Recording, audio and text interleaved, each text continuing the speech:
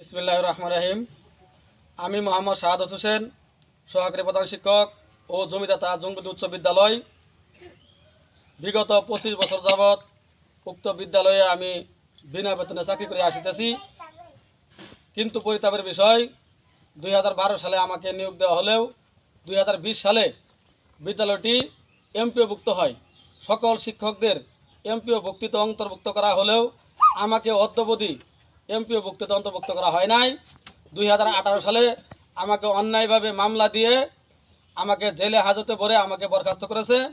শুধু তাই নয়, 2021 সালে আবার বরখাস্ত করেছে, 2023 সালে আবার বরখাস্ত করেছে, 2024 সালে আবার বরখাস্ত করেছে।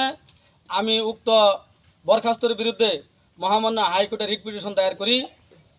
দায়ের করার পরে উক্ত রিট পিটিশনটি নিষ্পত্তি করার জন্য ময়মনসিংহ শিক্ষা বোর্ড চেয়ারম্যান মহোদয়কে দায়িত্ব প্রদান করে তিনি উভয় পক্ষকে ডেকে নিয়ে এই রিট পিটিশনটি নিষ্পত্তি করে এবং এমপিওভুক্তি করার জন্য চিঠি প্রদান করে প্রধান শিক্ষিকা নাসরিন আক্তারকে নির্দেশনা প্রদান করে এমপিওভুক্ত করার জন্য।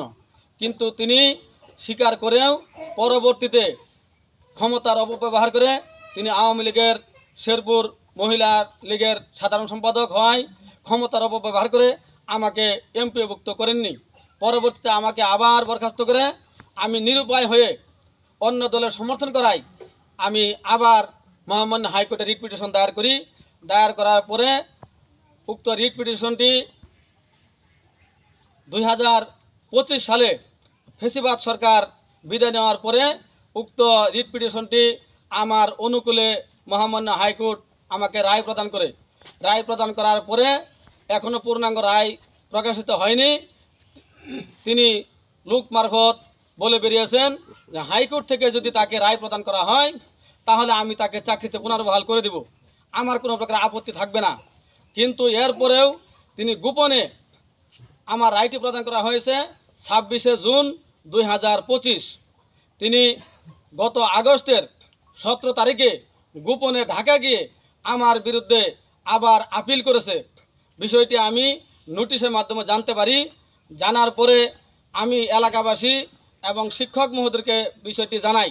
জানানোর পরে তারা বিষয়টি সুরাহা করার জন্য স্কুলে বসে মীমাংসা করার জন্য প্রধান শিক্ষিকাকে সাথে আলাপ করে তিনি প্রথমে অস্বীকার করে যে সে রায় পায় নাই। কিন্তু যখন শিক্ষক এবং এলাকাবাসী বলে তাহলে আপনি আপিল করেছেন কেন, যদি রায় নাই পেয়ে থাকে তাহলে আপিল করলেন কীভাবে? তখন এক পর্যায়ে তিনি স্বীকার করছেন যে হ্যাঁ আমি আপিল দায়ের করেছি। তখন শিক্ষকরা বলে যে না, এই ঝগড়াঝাটি আর বাড়ানো যাবে না, সে অনেক দিন যাবৎ নির্যাতিত, সে রায় পেয়েছে, আপনি রায়ের প্রতি সম্মান রেখে আপনি আপিল প্রত্যাহার করেন, আপনি আর সামনের দিকে আগাবেন না। এই কথা শুনে তিনি সকলের মতামত নিয়ে তিনি আপিল প্রত্যাহার করবেন বলে আশ্বস্ত করেন এবং সকলের সম্মুখে স্বীকারোক্তি করেন তিনি ঢাকা হাইকোর্টে গিয়ে তিনি আপিল প্রত্যাহার করবেন। কিন্তু একটি কুচক্রী মহল তার পিছনে লেগে তাকে কুবুদ্ধি দেয়।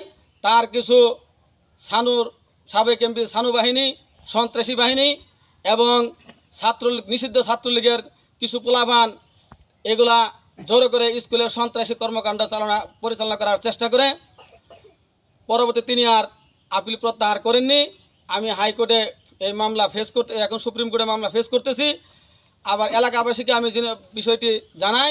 এলাকাবাসী দাবি যে এই শাহাদত হোসেন একজন নির্যাতিত ব্যক্তি, সে জমিদাতা। স্কুলে আমি অনেক জায়গা জমি দিয়েছি, আমার বড় ভাই আব্দুল সুবাহান জমি দিয়েছে, আমার বড় ভাই আব্দুল মমিন জমি দিয়েছে এবং এলাকাবাসী আরও ফরাত কাকা, মুজামিল, দপ্তরি, হজরত আলী মাস্টার ইত্যাদি আরও কয়েকজনে টোটাল 1 একর 90% জমি স্কুলে দান করেছেন।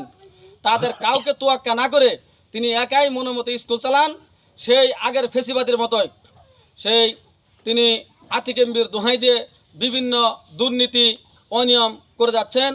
এখন তিনি বলেন যে আমার আতিক এমপি অভিভাবক নাই, কিন্তু তারপরেও বিভিন্ন কিছু কুচক্রী মহল, দালাল, বাটপার এদেরকে টাকা পয়সা দিয়ে নিয়ে ভাড়া করে স্কুলে নিয়ে আসে বিভিন্ন সন্ত্রাসী কর্মকাণ্ড চালায়। আমি এই আপিলের জন্য ঢাকা অবস্থান করতেছিলাম। সমস্যাটা করে এটাই, মাঝখানে আমি যখন হাইকোর্টের তার যে আমার বিরুদ্ধে আপিল করেছে সে আপিল কপিটা আমি উঠাইলাম। উঠানে পরে দেখি 145 পৃষ্ঠার একটা আপিল, এটা ইংরেজিতে লেখা। আমি উঠাই নিয়ে আসছি, নিয়ে আসার পরে আমার ভাতিজা আতাউর রহমান পলাশ, সে হলো অফিস সহকারী। তিনি বলছে যে কাকা আমাকে দেন, আমি একটু বাংলা করে দেখি। বাংলা করে দেখার পরে দেখা যায় এক পর্যায়ে 17 নম্বর পৃষ্ঠায় আমার বড় ভাই আলহাজ আব্দুল সোবাহান, তিনি 2019 সালে রিটায়ার করছেন।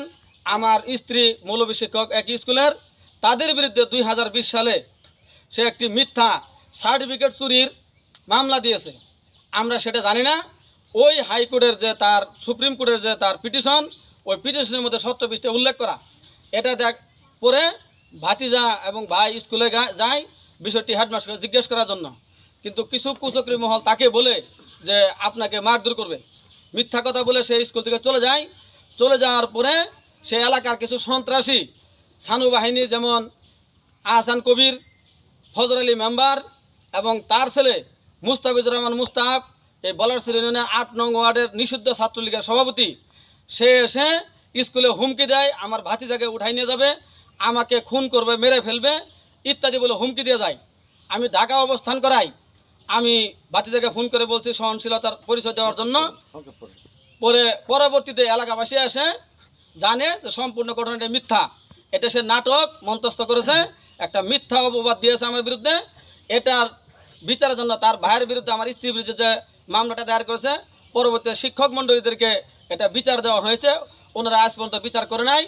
আমি অদ্যাবধি এই সাফার করে যাচ্ছি। আমি সকলের কাছে আবেদন যে আমি এই ভূমিদাতা এত কষ্ট করে স্কুলটা প্রতিষ্ঠা করে 25 বছর যাবত বিনা বেতনে চাকরি করে আসতেছি, আমাকে বারবার বাধা দেওয়া হচ্ছে।